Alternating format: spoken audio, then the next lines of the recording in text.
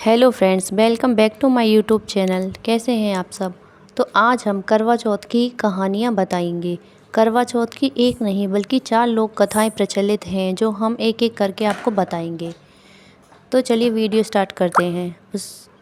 एक बार पांडु पुत्र अर्जुन तपस्या करने नीलगिरी नामक पर्वत पर गए। इधर द्रौपदी बहुत परेशान थी। उनकी कोई खबर न मिलने पर उन्होंने कृष्ण भगवान का ध्यान किया और अपनी चिंता व्यक्त की। कृष्ण भगवान ने कहा, बहना, इसी तरह का प्रश्न एक बार माता पार्वती ने शंकर जी से किया था। तब शंकर जी ने माता पार्वती को करवा चौथ का व्रत बतलाया। इस व्रत को करने से स्त्रियां अपने सुहाग की रक्षा हर आने वाले संकट से वैसे ही कर सकती हैं जैसे एक ब्राह्मण ने की थी। तो चलिए कहानी स्टार्ट करते हैं। प्राचीन काल में एक ब्राह्मण था। उसके 7 लड़के एवं एक गुणवती लड़की थी। एक बार लड़की मायके में थी, तब एक करवा चौथ का व्रत पड़ा। उसने व्रत को विधि पूर्वक किया। पूरे दिन निर्जला रही, कुछ खाया पिया नहीं। पर उसके सातों भाई परेशान थे कि बहन को प्यास लगी होगी, भूख लगी होगी, पर बहन चंद्रोदय के बाद ही जल ग्रहण करेगी। भाइयों से रहा नहीं गया। उन्होंने शाम होते ही बहन को बनावटी चंद्रोदय दिखा दिया।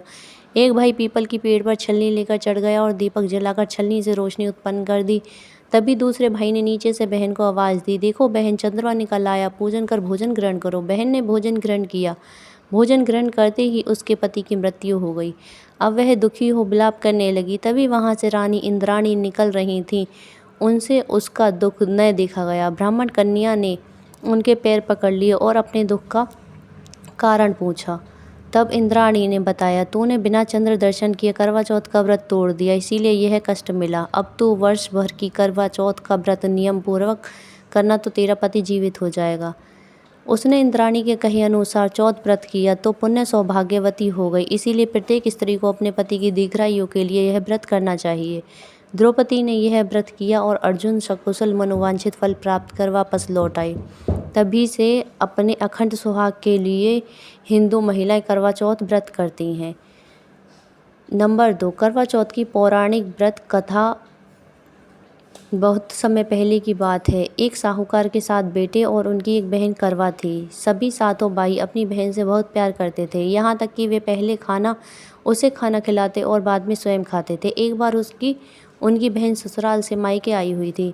शाम को भाई जब अपना व्यवसाय बंद कर घर आए तो देखा उनकी बहन बहुत व्याकुल थी। सभी भाई खाना खाने बैठे और अपनी बहन से भी खाना खाने के लिए आग्रह करने लगे, लेकिन बहन ने बताया कि उनका आज करवा चौथ का निर्जला व्रत है और वह खाना सिर्फ चंद्रमा को देखकर उसे अर्घ्य देकर ही खा सकती है। चूँकि चंद्रमा अभी तक नहीं निकला है, इसीलिए वह भूख प्यास से व्याकुल हो उठी है।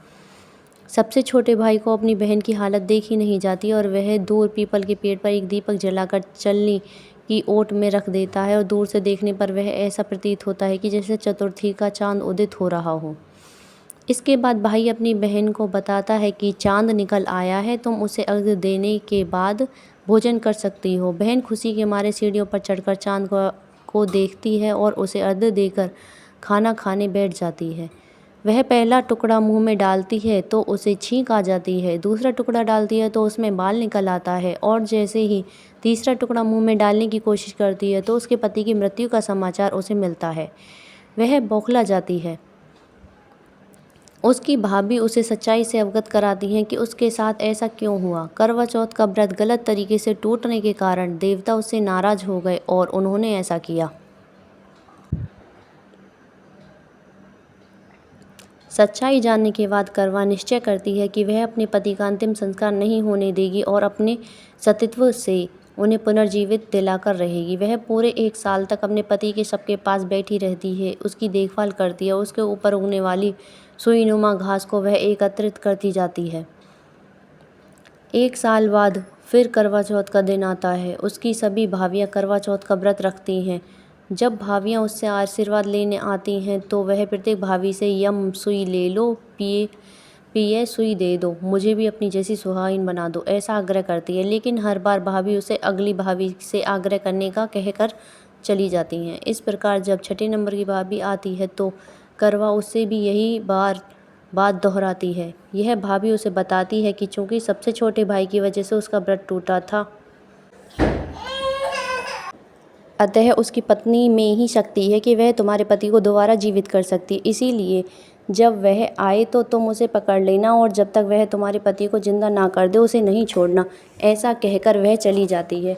सबसे अंत में छोटी भाभी आती है। करवा उनसे भी सुहागिन बनने का आग्रह करती है, लेकिन वह टाल मटोल करने लगती है। इसे देख करवा उन्हें जोर से पकड़ लेती है और अपने सुहागन को जिंदा करने के लिए कहती है। भाभी उसे छुड़ाने के लिए नोचती है, खसोटती है, लेकिन करवा नहीं छोड़ती है। अंत में उसकी तपस्या को देख भाभी पसीज जाती है और अपनी छोटी उंगली को चीरकर उसमें से अमृत उसके पति के मुंह में डाल देती है। करवा का पति तुरंत श्री गणेश कहता हुआ उठ बैठता है। इस प्रकार प्रभु कृपा से उसकी छोटी भाभी के माध्यम से करवा को अपना सुहाग वापस मिल जाता है। हे श्री गणेश माँ गौरी, जिस प्रकार करवा को चीर सुहागन का वरदान आपसे मिला है वैसा ही सब सुहागिनों को मिले। नंबर 3, करवा चौथ की पौराणिक कथा एक ये भी है। इस कथा का सार यह है कि शाकप्रस्थपुर वेद धर्मा ब्राह्मण की विवाहिता पुत्री वीरवती ने करवा चौथ का व्रत किया था। नियमानुसार उसे चंद्रोदय के बाद भोजन करना था, परंतु उससे भूख नहीं सही गई और वह व्याकुल हो उठी। उसके भाइयों से अपनी बहन की व्याकुलता देखी नहीं गई और उन्होंने पीपल की आड़ में आतिशबाजी का सुंदर प्रकाश फैलाकर चंद्रोदय दिखा दिया और वीरवती को भोजन करा दिया। परिणाम यह हुआ कि उसका पति तत्काल अदृश्य हो गया। अधीर वीरवती ने 12 महीने तक प्रत्येक चतुर्थी को व्रत रखा और करवा चौथ के दिन उसकी तपस्या से उसका पति पुनः प्राप्त हो गया। नंबर 4, करवा चौथ की पौराणिक कथा व्रत कथा ये भी है। आइए इसके बारे में भी जानते हैं। पुराणों के अनुसार करवा नाम की एक पवित्रता धोबिन अपने पति के साथ तुंगभद्रा नदी के किनारे स्थित गांव में रहती थी। उसका पति बूढ़ा और निर्बल था। एक दिन जब वह नदी के किनारे कपड़े धो रहा था, तभी अचानक एक मगरमच्छ वहां आया और धोबी के पैर अपने दांतों में दबाकर यमलोक की ओर ले जाने लगा। वृद्ध पति यह देखकर घबराया और जब उससे कुछ कहते नहीं बना तो वह करवा करवा कहकर अपनी पत्नी को पुकारने लगा। पति की पुकार सुनकर धोबिन करवा वहां पहुंची तो मगरमच्छ उसके पति को यमलोक पहुंचाने ही वाला था। तब करवा ने मगर को कच्चे धागे से बांध दिया और मगरमच्छ को लेकर यमराज के द्वार पहुंची। उसने यमराज से अपने पति की रक्षा करने की गुहार लगाई और साथ ही यह भी कहा कि मगरमच्छ को उसके इस कार्य के लिए कठिन से कठिन दंड देने का आग्रह किया और बोली, हे भगवान, मगरमच्छ ने मेरे पति के पैर पकड़ लिए हैं। आप मगरमच्छ को इस अपराध के दंड स्वरूप नर्क भेज दें। करवा की पुकार सुन यमराज ने कहा, अभी मगर की आयु शेष है, मैं उसे अभी यमलोक नहीं भेज सकता। इस पर करवा ने कहा, अगर आपने मेरे पति को बचाने में मेरी सहायता नहीं की तो मैं आपको श्राप दूंगी और नष्ट कर दूंगी। करवा का साहस देख यमराज भी डर गए और मगर को यमपुरी भेज दिया। साथ ही करवा के पति को दीर्घायु होने का आशीर्वाद दिया, वरदान भी दिया। तब से कार्तिक कृष्ण की चतुर्थी को करवा चौथ व्रत का प्रचलन में आया, जिसे इस आधुनिक युग में भी महिलाएं अपने पूरी भक्ति भाव के साथ करती हैं और भगवान से अपने पति की लंबी उम्र की कामना करती हैं। अगर आपको हमारी वीडियो अच्छी लगी तो प्लीज़ लाइक, शेयर और सब्सक्राइब करना ना भूलें। धन्यवाद।